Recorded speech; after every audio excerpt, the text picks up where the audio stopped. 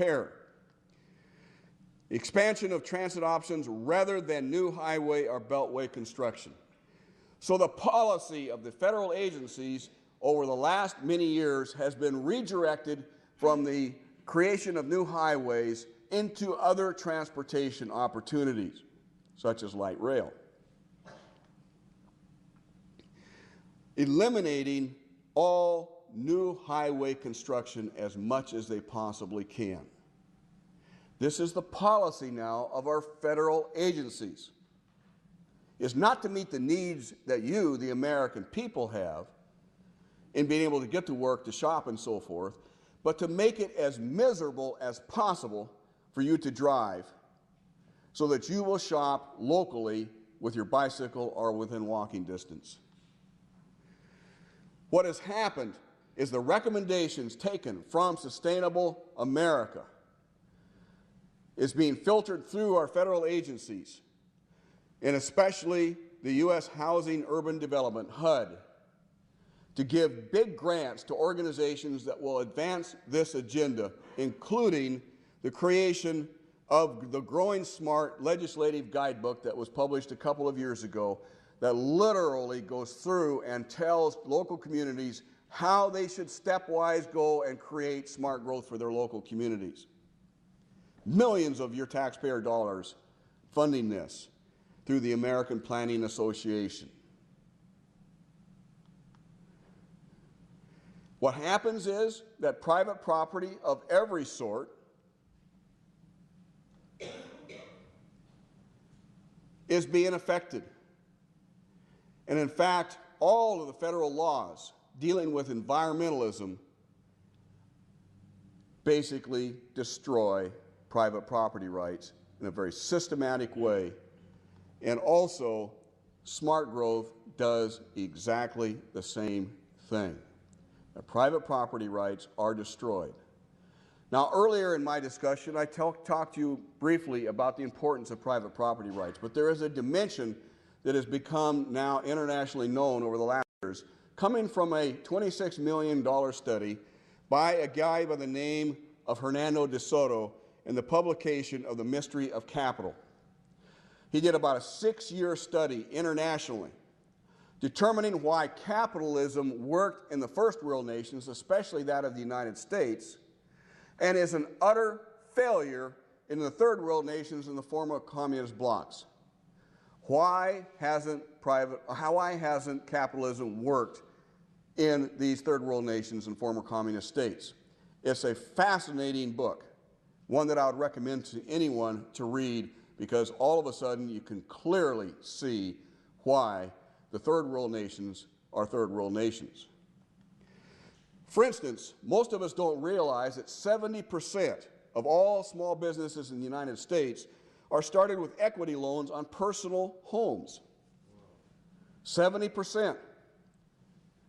So the value of your home, the amount of equity that you have in it, depending upon how much of that loan you've paid off, can be then plowed into a new business opportunity, creating wealth for yourself and ultimately for your community and nation.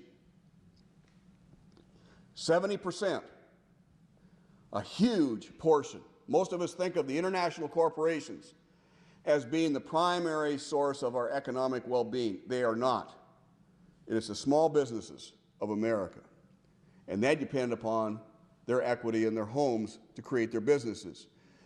Now, in developing nations, it requires 10 to 20 years to register private property.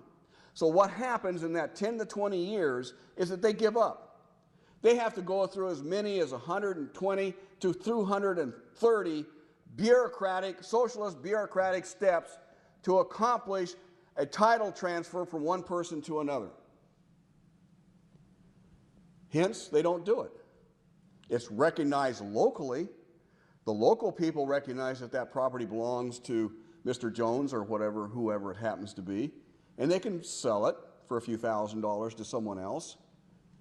But there is no actual legal protection of that property.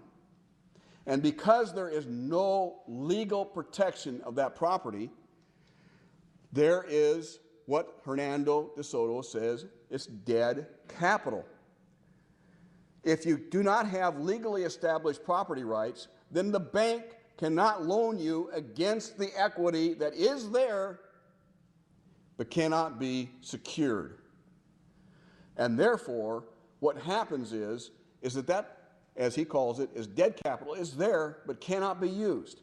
And therefore, these people cannot borrow $5,000, $10,000 against the property value of their home to start a business. So the business is never created, or the businesses are never expanded. And hence, they stay in poverty and will ever stay in poverty. Last year, I attended the World Summit on Sustainable Development in Johannesburg, South Africa. And all these people were coming from all over the world to protest the fact that they were not allowed to be involved in the global market system. Why? Because they had no private property rights. They had no ability to create their own businesses.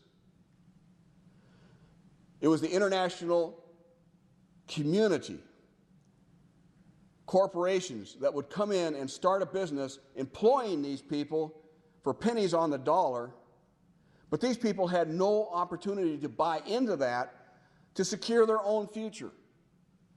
It's another way of serfdom. He goes on to say that DeSoto estimates that there is $9.3 trillion in this world in dead capital, capital that cannot be accessed by these people to build their own wealth. That's more than all the capital involved in all the stock markets of the world. It's also 93 times more than all the foreign aid ever given and 46 times all the loans ever given by the World Bank. If this dead capital was available to these people, they would not need foreign aid. And it's entirely due to the fact that they have no guaranteed, formalized private property rights. It's astonishing. In fact, DeSoto goes on to say, basically, the wealth of a nation is directly correlated to how much they have formal private property rights in existence. And this comes out, and I realize in saying this, that there are other things that going into the national wealth, the average salaries and so forth, than just private property rights. But private property rights makes up the overwhelming source of national and individual wealth. The Americans, United States citizens, earn an average of $36,000 a year. Now compare that to the socialist Europeans that have an increasingly growing socialist bureaucracy controlling the ability for them to create wealth. And it drops to $21,000 a year. And if you go to the old former communist states like Russia, it's less than $1,000 a year. It is striking how important private property rights are, not only to your freedom and your liberty, but to your ability to live and have a pursuit of happiness as is guaranteed in the Declaration of Independence. Because you cannot attain it without private property rights. And smart growth literally takes those away. Let's just take a look at the preservation of open space that we constantly hear about, that we're supposed to be losing so much of. Are you aware that the amount of developed land in the United States is what you see on this map? The red areas are what is called developed land by the U.S. Census Bureau. Does that look like we're losing all of our rural landscape, our open space? Let's take a different way of looking at it.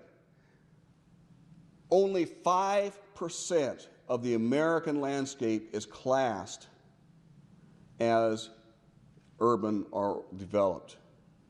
Only 5%. Is that a threat? 95% is rural.